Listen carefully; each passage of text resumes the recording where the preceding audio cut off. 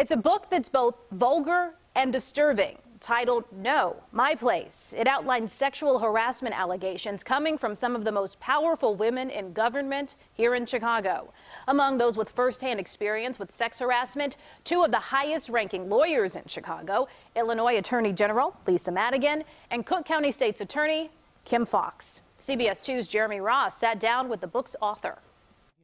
The words in this newly released book sound familiar to some and scathing to others. I had a judge when I was 7 months pregnant call and tell me how sexy I was. The stories are Me Too memoirs. This one, the account from then prosecutor, now Cook County State's Attorney Kim Foxx. We had a chief in our division who was known for everything from literally looking up women's skirts. Kerry Lester, former Capitol reporter turned author, reads some of her interview with Foxx. It is one of more than a dozen personal stories making up the book, No, My Place. She wanted to change the culture that she watched chew up and spit out women. When she says that to you, did you gasp? Was there a terrible feeling in your stomach?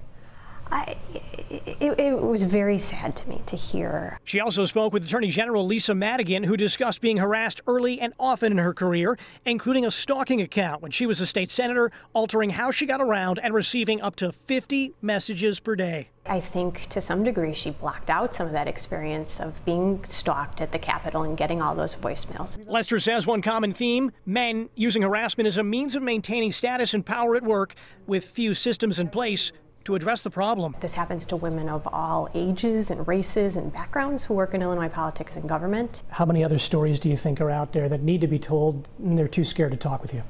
I think just about every woman has a story.